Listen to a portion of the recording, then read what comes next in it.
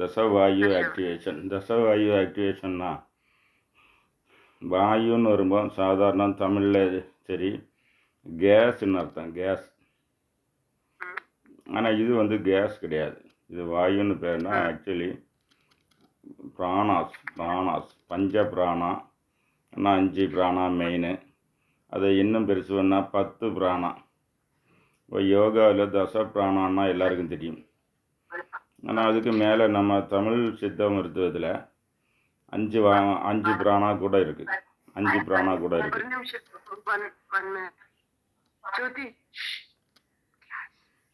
அதில் வந்து 5 பிராணா கூட இருக்குது. ஓகே, 5 பிராணா கூட இருக்குது. பட் எனிவே இப்போ வந்து வாட் இஸ் பிராணான்னு உள்ளதை மக்கள் வந்து சரியாக புரிஞ்சுக்கல. யோகாவுக்கு இந்த prana opening activation is very very important.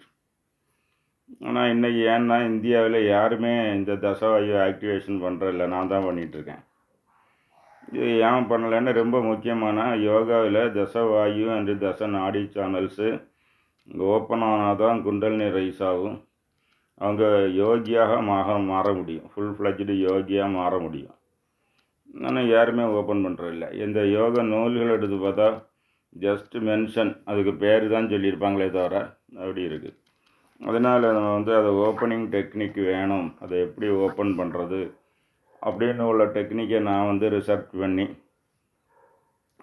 பண்ணி எப்படி ஓப்பன் பண்ணலாம் அப்படின்னு பார்த்தா, இந்த ரிசர்ச் பண்ணக்கூடிய மந்திரங்கள், அது வந்து அதுக்கு குவாலிட்டிஸ் என்ன, அது என்ன தேவதை, என்ன கலரு, அது இது எல்லா டீட்டெயில்ஸும் எடுத்து பார்க்கும்போது அது வந்து சர யோகாவிலையும் சக்திபாத் யோகாவிலையும் வர்மாவிலையும் தான் இருக்குது. சாதாரண மற்ற யோகா நூல்களில் உங்களுக்கு தேடினா கிடைக்காது. இந்த டெக்னிக்ஸு வந்து நான் எங்கேருந்து எடுத்தேன்னா வர்மா, சரயோகா அண்ட் சக்திபாத் யோகா. இப்போ அதுக்கு பிறகு தான் நான் பண்ணிகிட்ருக்கேன். என்கிட்ட படிக்கக்கூடியவங்க தான் அந்த தசவாயு ஆக்டிவேஷன் செய்கிறாங்க. மற்றவங்கெல்லாம் வந்து இப்போ ஆல் இண்டியா லெவலில் நீங்கள் எந்த புக்கு வாங்கினாலும் மென்ஷன் தான் இருக்கும், இந்த வாயுக்களோட பேரை பற்றி தான் இருக்கும். இன்டர்நேஷ்னலாகிட்ட நானே international yoga training from Sivananda ஆசிரமம் படிச்சிருக்கிறேன், விவேகானந்தா கேந்திராவில் படிச்சிருக்கேன், புத்திஸ்ட் படிச்சிருக்கேன், எல்லாமே படிச்சிருக்கேன். யாருமே இதை பற்றி சொல்லலை. Very very important. இப்போ நம்ம வந்து ஃபஸ்ட்டில் நீங்கள் சக்ரா ஆக்டிவேஷன் பார்த்தீங்க. சக்ரா ஆக்டிவேஷன் பண்ணதுனால you can observe the chakras, the adharas facing downward. அதை வந்து நீங்கள் அப்வேர்டாக மாற்றினா it will start drawing energy from the cosmos. காஸ்மாஸ்னு சொல்லக்கூடியது space. You are within space, infinity space. You are within infinity space. அந்த ஸ்பேஸிலேருந்து அது வந்து அந்த ஊர்ஜம் இல்லாட்ட காஸ்மிக் எனர்ஜியை இழுத்தெடுக்கும். அதுதான் நீங்கள் அட்டன் பண்ணீங்க. இனி இது இழுத்தெடுத்த ஸ்டோரேஜ் ஆகிறது இங்கே. இது ஸ்டோரேஜ் ஆகக்கூடிய இடம். வாயு தச வாயுன்னு சொல்லக்கூடியது உடம்புல இருக்குது, பல இடத்துல எல்லாருக்கும் இருக்கும். ஆனால் அதில் வீக்காக இருக்கும். யோகிகளுக்கு காஸ்மிக் எனர்ஜியை அங்கே வந்து ஸ்டோர் பண்ணணும். ஸ்டோர் பண்ணக்குள்ள இடம் இந்த வாயு. அப்போ இந்த தசவாயு, அது 15 வாயுஸு, இதில் எங்கே வச்சா they are connected to the adharas. இப்போ வந்து அந்த ஆதாரத்தை அதனால் இதை டைரெக்டாக நீங்கள் போய் ஆக்டிவேட் பண்ண முடியாது. You have to go to ஆதாரம், அது பண்ணி தான் போக முடியும். அப்படி உங்களுக்கு எல்லா வாயுக்கும் அப்படி தான், எதுக்குமே டைரெக்டாக போய் ஆக்டிவேட் பண்ண முடியாது. இப்போ உதாரணமாக பார்த்தா நீங்கள் ஆல்ரெடி மூலாதாரம் ஆக்டிவேஷன் பண்ணியிருக்கீங்க. மூலாதாரத்தை கனெக்ட் பண்ணி இருக்கக்கூடியது என்னது? மூலாதாரத்தை எர்த்து, நிலம்தான் மூலாதாரத்தை பஞ்சபூத்தில் இருக்குது. அதுக்கு தன்மாத்திரை என்ன? ஹாஸ்டல் ஃபார்ம் ஆஃப் எர்த்து, ஹாஸ்டல் ஃபார்முலா, அதுவும் மூலாதாரத்தில் தான் இருக்குது. அப்போ மூலாதாரத்தில் தான் உங்களுக்கு ஸ்மெல்லு இருக்குது. அந்த மூக்கு, அந்த ஸ்மெல்ல இதெல்லாம் மூலாதாரம். அதனால் இப்போ வந்து மூலாதாரத்தில் இருக்கக்கூடிய வாயு என்னான்னு பார்த்து அதை ஆக்டிவேட் பண்ணணும்.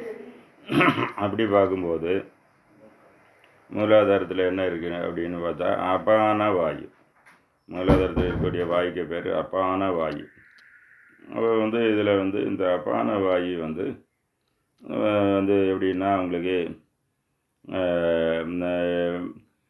டவுன்வேர்டாக வேலை செய்யும். மற்ற வாயு எல்லாம் அப்வேர்டு. இந்த அப்பான வாயு மாத்திரம் டவுன்வேர்டாக வேலை செய்யும். ஏன் டவுன்வேர்டாக வேலை செய்யும்னா, இது மலம் மூத்திரம் இதெல்லாம் வெளியே போகிறது டவுன்வேர்டாக தானே போகுது.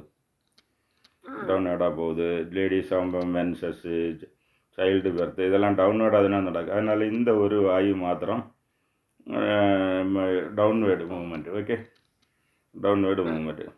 அப்படி இருக்க இந்த வாயு யோகிக்கு என்ன எந்த வகையில் இம்பார்ட்டண்ட்டு அப்படின்னு பார்த்தா, யோகிக்கு இந்த குண்டலினி ரைஸ் ஆகும் அந்த டைம், இப்போ இந்த ரைஸ் ஆகக்கூடிய டைமில் எப்படின்னா, அது கொஞ்சம் இது மேல் நோக்கி நிற்கணும்.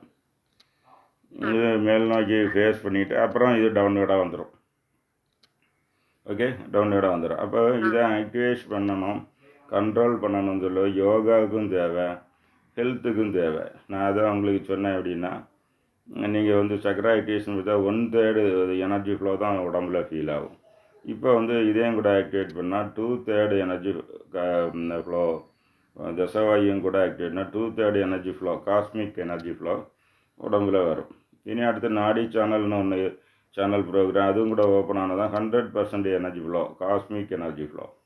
உங்கள் உடம்புல ஆல்ரெடி ஓடிட்டு இருக்கக்கூடிய எனர்ஜி ஃப்ளோக்கு பேர் பயோ கரண்ட். இது பயோ கரண்ட்டு, இது காஸ்மிக் கரண்ட்.